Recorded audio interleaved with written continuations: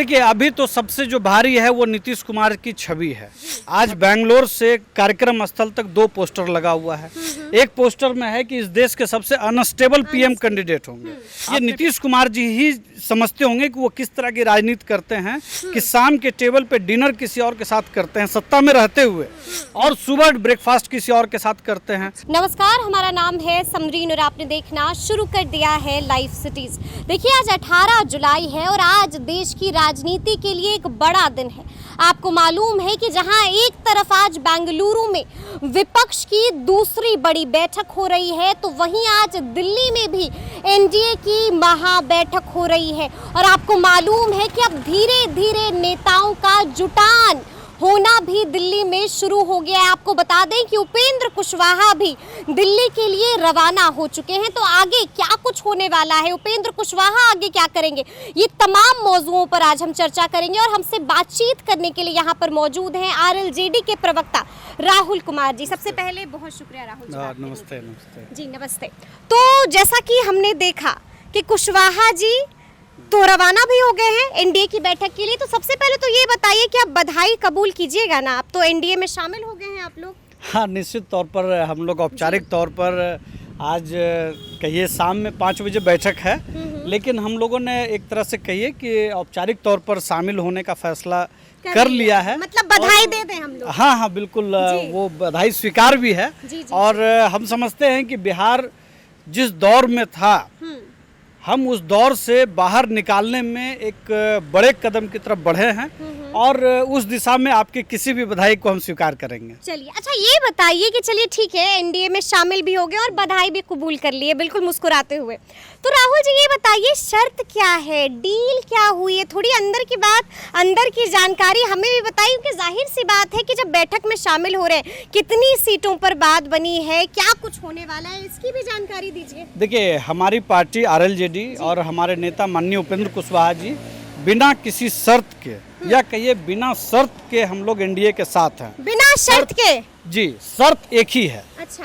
जो हम सभी बिहारियों की वो शर्त है। अच्छा। बिहार में पिछले 8-9 महीने में जो नया गठबंधन, महागठबंधन बना है, और जिस तरह से एक कहिए कि जंगल राज की पुनरावृत्ति हो रही है, हमारी शर्त इतनी भर है कि बिहार से एक वादा हमारा है कि बिहार को जब कभी भी संकट हुआ, सदन से सड़क तक हमने लड़ाई लड़ी है, और हमने इसी सवाल पर नीतीश कुमार जी को छोड़ने का काम किया।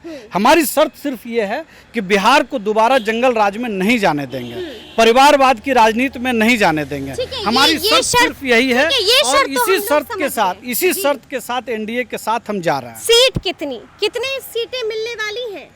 देखिए, सीट आज मैं आपको पिछली बार भी जब बात हो रही थी तो मैंने आपको कहा था कि सब कुछ का एक समय होता है। हाँ। आज वो समय आया जब मैंने आपको ये बताया, ये हमारी पार्टी ने बताया खुले तौर पर कि हम एनडीए में शामिल होने जा रहे हैं। समय आएगा, हम वो भी बता देंगे। अच्छा, इसलिए मतलब देखिए, बस सीट मिलने वाली है या कुछ और भी मिलेगा?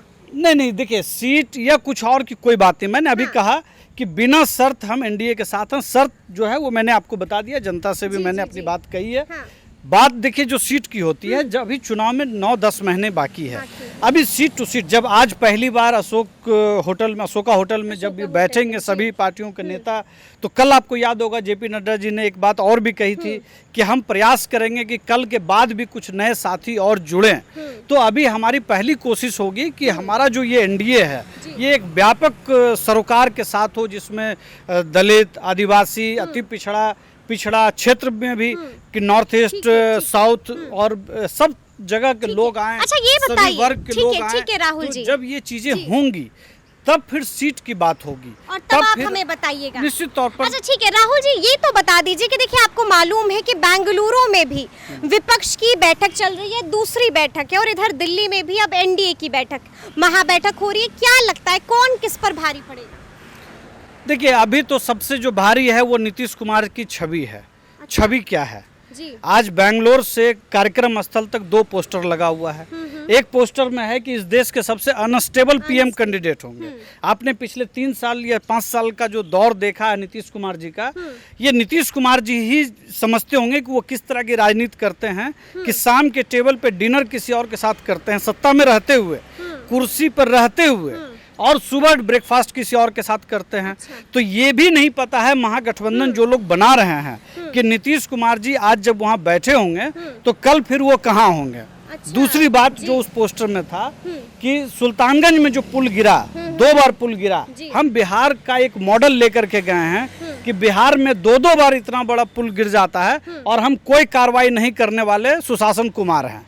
ये 2 चीज उस चीज पर जो वहाँ बातचीत होगी ना, उसमें ये सबसे भारी होगा, सबसे भारी बिल्कुल उस कार्यक्रम का सबसे बड़ा संदेश। अच्छा, लेकिन लगातार ये भी बातें आ रही है गठबंधन, राहुल जी, लगातार ये भी बातें आ रही हैं कि ये तो सियासत हो रही है, नीतीश कुमार की छवि को बिगाड़ने की कोशिश है। नहीं, सियासत की बात नहीं होती है। मुझे आप बताइए, आप मीडिया में हैं, नीतीश कुमार जी बेंगलोर में हैं, उनसे हम जवाब जानना चाहेंगे, बिहार की जनता जानना चाहेगी कि सुल्तानगंज में जो पुल गिरा उसमें कितने लोगों पर कार्रवाई हुई, ये बताना पड़ेगा ना नीतीश कुमार जी को। मतलब आप जवाब मांग रहे हैं? बिल्कुल, भ्रष्टाचार का सवाल ये बहुत बड़ा सवाल है। एक आखिरी सवाल ले लेते हैं। क्या लगता है कुशवाहा जी जो इज्जत महागठबंधन में खोज रहे थे, क्या उनको वो इज्जत जो वो चाहते हैं एनडीए में मिलेगी? कुशवाहा जी इज्जत नहीं खोज रहे हैं।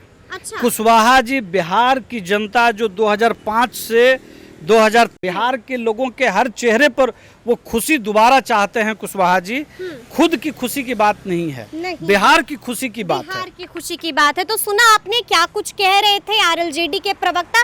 देखिए साफ साफ बता रहे हैं कि आगे क्या कुछ होगा। देखिए जब हमने उनसे सवाल किया कि सीट शेयरिंग पर क्या कुछ बात हुई है, तो उन्होंने साफ कह दिया है कि आपको थोड़ा सा इंतजार करना होगा, जैसे जैसे वक्त करीब आएगा सारे राज से पर्दा उठ जाएगा। तो अब देखना है कि आगे क्या कुछ होता है। लेकिन इस तरह के तमाम अपडेट्स के लिए ऐसे ही हमारे साथ बने रहिएगा और देखते रहिएगा लाइव सिटी। शुक्रिया।